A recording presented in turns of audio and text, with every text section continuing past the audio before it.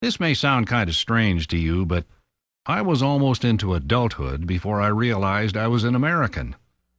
I'd never really thought about it.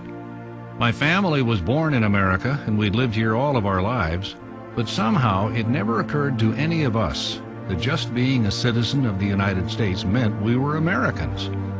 To us, Americans were people who spoke or understood only one language and ate peanut butter and jelly on mushy white bread that came out of plastic packages. We were different.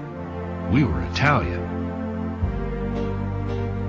For me, as I'm sure for most second-generation Italian-American children who grew up in the 40s and 50s, there was a definite distinction drawn between them and us. Everyone else, Irish, Jewish, Polish, African-American, German, they were Medagons, as my grandparents used to say. Those Medagons. There was no animosity involved in that distinction, no prejudice, no hard feelings, just a friendly and a proud observation, because we were sure ours was a better way. For example, Americans had to go to stores to get what they needed.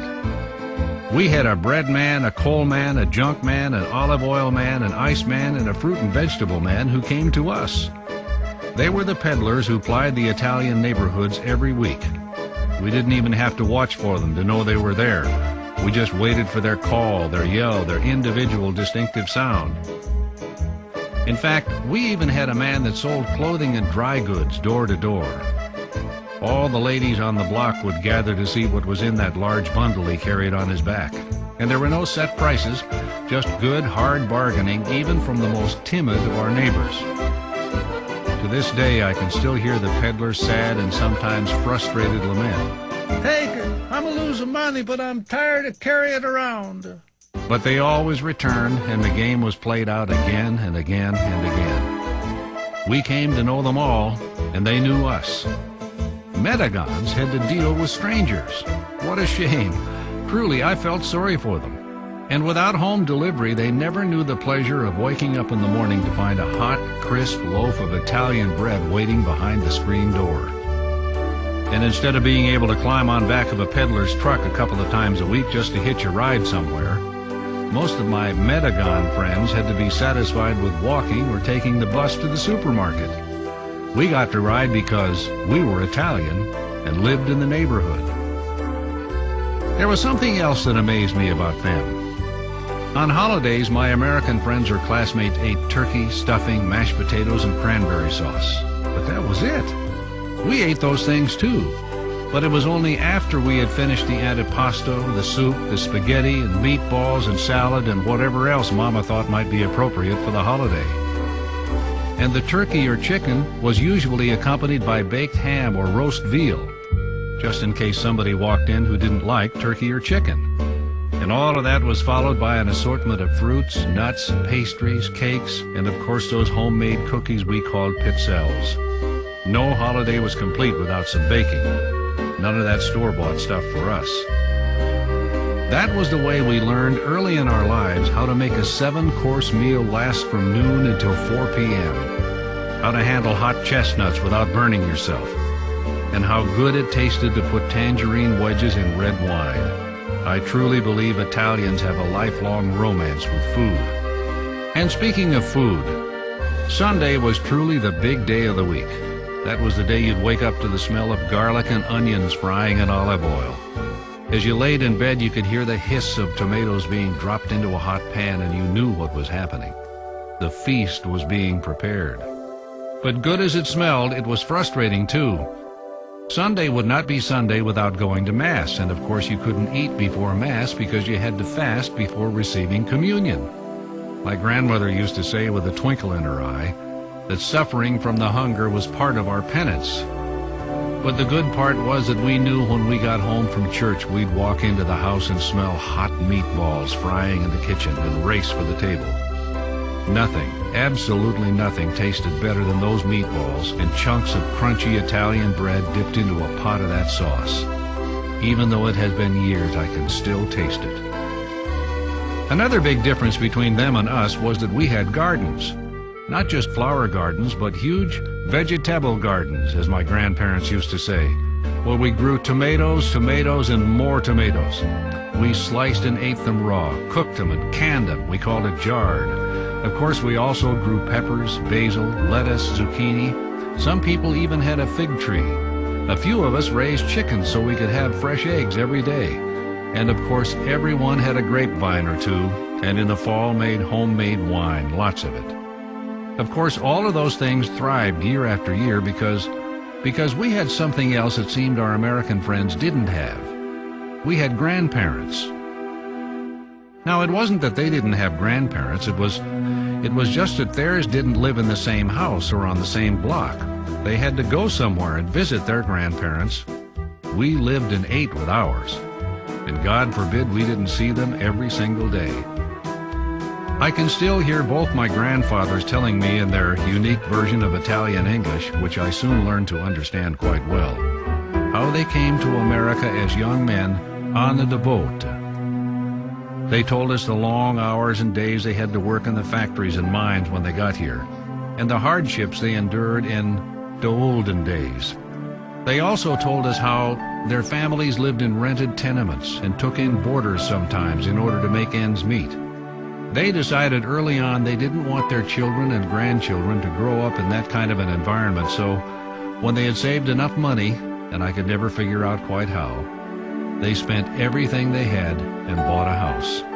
They were so proud to own their own homes, and those houses served as family headquarters for the next 40 years. I still remember how my grandparents hated to leave their houses. They'd rather sit on the back porch and watch the garden grow than go anywhere. And when they did go someplace for a special occasion, they had to get back home as quickly as possible. After all, nobody's watching the house. When I was old enough to drive and age limited their mobility, sometimes they would ask me to drive them to the Italian club in the machine. They were so proud of me, and I felt so important. I will never forget that. I also remember the holidays when everyone, all the relatives and at least a few friends would gather at somebody's house. There'd be tables filled with food and lots of homemade wine.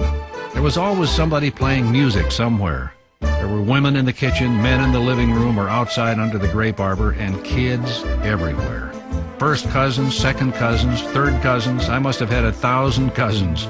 After all, my father came from a family of 9, my mother a family of 8, and they all had families, all of whom lived close to us.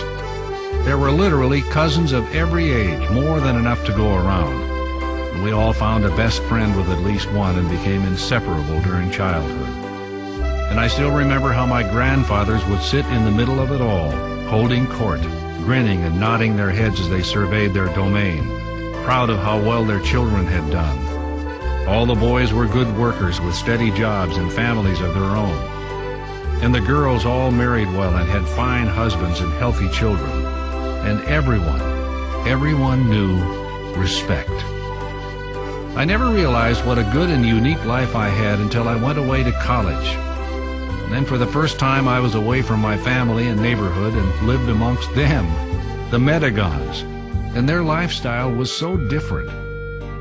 For example, their packages from home consisted of a few cookies and a check.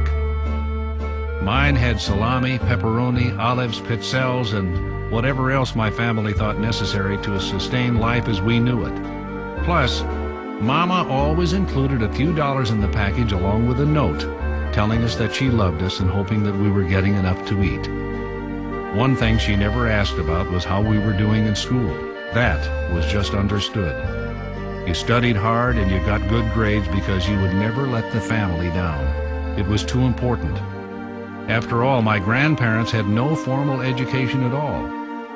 My parents could not finish high school because they needed to work and help at home. And now here I was in college, fulfilling their dreams. When my grandparents died, things began to change for the family. Slowly at first, but soon uncles and aunts and cousins moved away from the neighborhood and eventually cut down on their visits. The big family gatherings became fewer, and something seemed to be missing when we did get together. It just wasn't the same.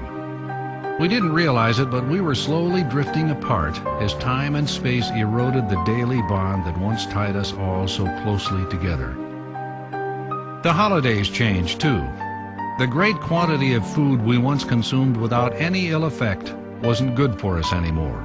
Too much starch, too much cholesterol, too many calories. And nobody bakes anymore. We're all too busy. We just buy what we need and talk about how much it tastes like mom's or grandma's. Even the neighborhood is different. The carefully painted and maintained houses my grandparents bought so long ago are covered with aluminum siding and just don't look the same. My mother still lives in one, and strangers, Medagons, live in the other. Of course, all the gardens have disappeared now, planted in grass or ground cover. The grapevines are gone, and the last of the homemade wine has long since been drunk. For a few years, we did try to make regular rounds and visit, but we're all spread too far apart now, so we use the phone a lot. Today, we meet at weddings and funerals and visit the cemetery often. Many of the people we cared about are there now. Grandparents, uncles, aunts, cousins, even my own father. Now, when we do get together, it's either at my house or my sister's house, and we still enjoy it. After all, family, la familia, is still everything.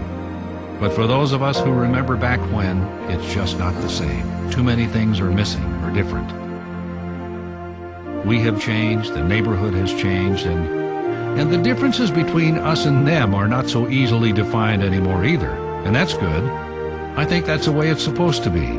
It is the nature of things to change, as surely as the passage of time. My grandparents were Italians. My parents were Italian-Americans. I'm an American-Italian. And my children are American-Americans. We are all Americans now. Irish, German, Polish, Jewish.